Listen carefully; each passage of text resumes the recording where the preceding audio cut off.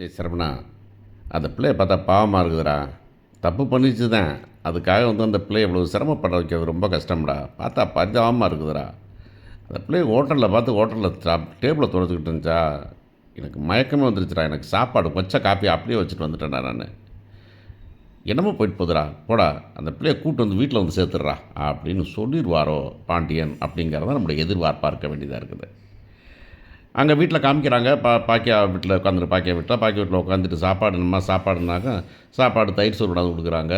என்னம்மா ஏதாச்சும் முட்டை போட்டு தரியாம்மா அப்படின்னு அந்த பிள்ளை கேட்குது, சின்ன பிள்ளை. கேட்டேன்னா முட்டையா, முட்டைக்கு எங்கடி போகிறது, என்ன பண்ணுறது, முட்டையெல்லாம் ஒன்றும் இல்லை, அப்படியே தயிரும் சோறு உப்பை போட்டு தின்னு, வேணா அந்த வெங்காயங்க அந்த எடுத்துக்க நீ, அவ்வளோதான். அது வாங்க, ஏங்க வெங்காயம் வாங்கிட்டு வந்தீங்களா, வாங்கிட்டு வரேன் பாக்கியம், காசு இல்லைல்ல, ஆமாம் இந்த மாதிரி வேலை வச்சுன்னா என்ன முடியும், ஒன்றும் கிடையாது அப்படின்னு. ஏம்மா ஏங்க எங்கிட்டாவது வேலைக்கு போனேன், எங்கே வேலைக்கு போகிறது, அதான் ஊரில் பூரா சொல்லிவிட்டாங்க, பாண்டியன் ஸ்டோரில் வந்துட்டு நான் 10,000 ஆட்டையை போட்டேன்னு சொல்லிவிட்டாங்க. அதனால் எவனுக்கு வேலைக்கு போனால் திருட்டு பையன்னு சொல்லி பார்க்குறாங்க. அந்த ஆளுங்க வந்துட்டு நம்ம பொழப்பை கெடுத்து குடிச்சு வராங்க. பிள்ளை வாழ்க்கை தான் கெடுத்தாங்க, நம்ம வாழ்க்கை எடுத்து விட்டாங்க. நம்ம கடைசியில் வந்துட்டு ஒரு இடத்துல வேலைக்கு கூட போக முடியல. ஆமாம் நீ வேலைக்கு போனால் வெட்டி முடிச்சுட்டு தான் வந்துடுவேன், நீ சும்மா வெட்டித்தனமாக வாய் பேசியே பிரச்சனை போயிட்ட அப்படின்னு சொல்லும்போது இப்போ என்ன தாங்க பட போகிறோம் அப்படின்னு சுடர் கேட்குது. என்ன பண்ணுறதுன்னு தெரியல அப்படின்னு உட்காந்துருக்காங்க. எல்லாம் உட்காந்து திடீர்னு தேடுறாங்க. தேடினா அந்த பிள்ளைய காணோம். இந்த பிள்ளைய நம்ம சும்மா நம்ம மயிலை காணோம். மயிலை காணோம், எங்கே போனான்னு தேடுறாங்க. அது பார்த்தோன்னா மயில் அங்கங்கே தெருவில் தெரியுது.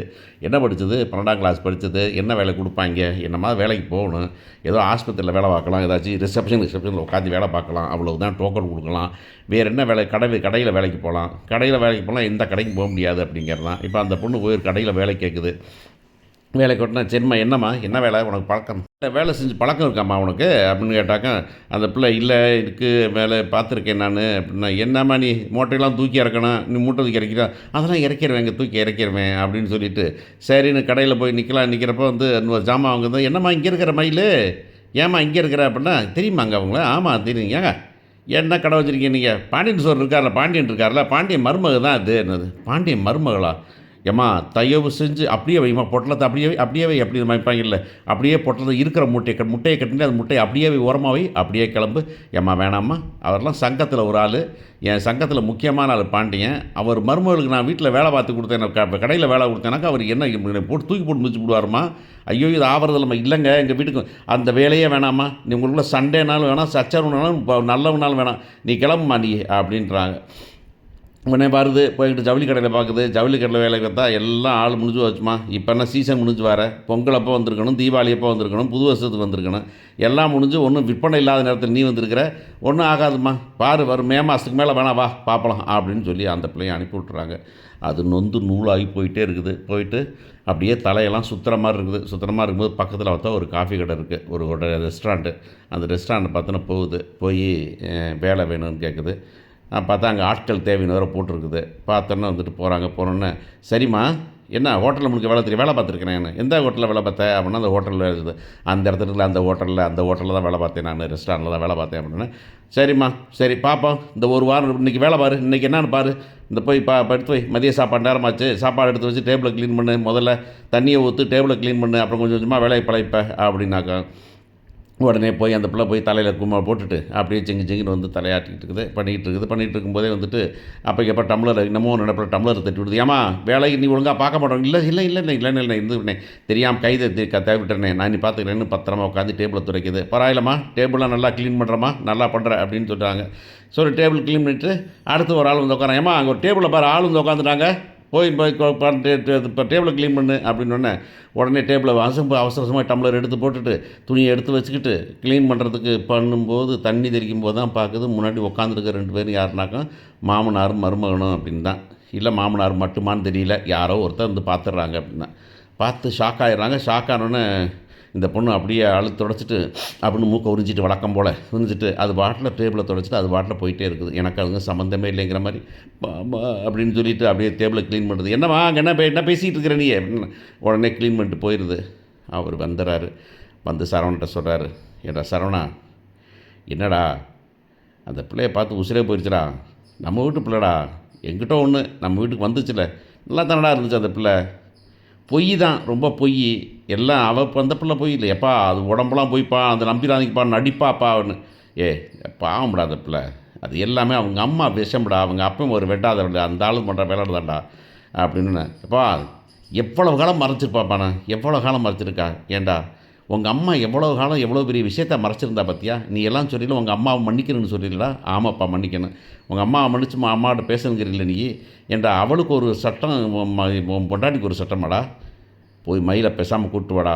என்ன எப்பா அவங்க வேணாம்ப்பா, நான் அந்த வீட்டை விட்டே ஓடி போயிருப்பா. டேய் சரவணா சொல்கிறத கேள்றா, அது பிள்ளை மோசமான பிள்ளைடா, பொய் சொல்லிடுச்சு திருடி பிடிச்சி அப்படிங்கிற மாதிரி வச்சுக்கலாமே தவிர வந்துக்கிட்டு இதுக்கெல்லாம் காரணம் அவங்க அப்பா அம்மா அப்படின்னு வச்சுக்கலாம்டா. சொன்னால் கேட்டுக்கும்டா, கொஞ்சம் ஸ்ட்ரிக்டாக அதை சொல்லிக்கலாம்டா.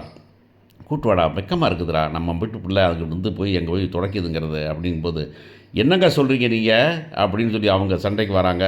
இல்லை இல்லை போய் கூட்டு வா அப்படின்னு சொல்லிடுறாங்க. இப்போ சரவணன் போய் கூட்டு வர போகிறானா, இல்லை சரவணன் அப்படியே போன போக்கில் அப்படியே போயிட போகிறானா அப்படிங்கிறது தான் விஷயமா இருக்கும்.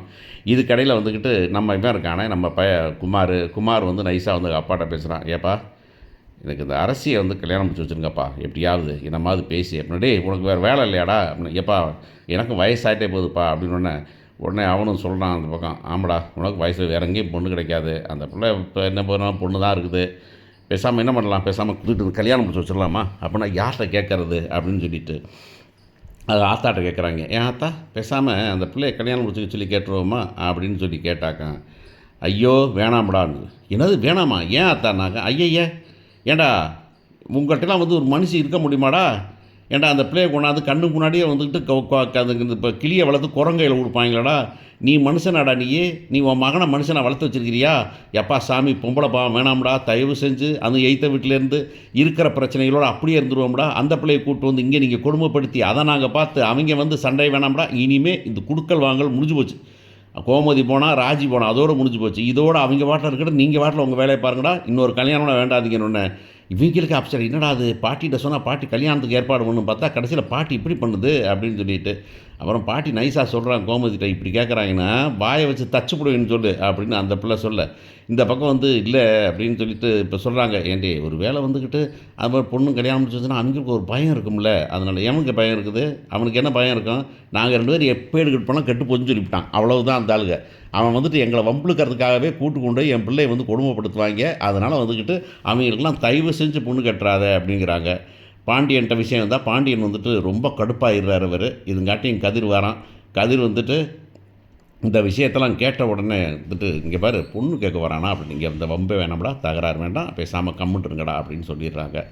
ஸோ மயில் வந்துக்கிட்டு கூட்டிகிட்டு வர போனால் அந்த வீட்டில் என்ன சொல்ல போகிறாங்க, அவங்க என்ன கண்டிஷன் போட போகிறாங்க, மயில் இந்த வீட்டுக்கு வருமா, சரவணன் கொண்டு வருவானா, கொண்டு வர்றது நல்லதாக இருக்குமா அப்படின்னாக்கா, நம்மளை பொறுத்தவரையில் 100க்கு 200% அந்த பிள்ளை இங்கே வரக்கூடாதுங்கிறது தான். ஆனால் இந்த கதை அப்படியே ஓடுமா அப்படின்னாக்கா, இந்த லாஜிக் இப்போதைக்கு இருக்கிற லாஜிக் ஒரே லாஜிக்கு எதுக்கு தேவையில்லாமல் வந்துக்கிட்டு கோமதியையும் பாண்டியனையும் சண்டை போட வச்சுருக்காங்க அப்படின்னாக்கா, சண்டை போட்டதில் நான் செஞ்சதெல்லாம் தப்புன்னு மன்னிக்கணும்னாக்கா மயிலையும் மன்னிக்க வேண்டும்னு நினைக்கிறேன்.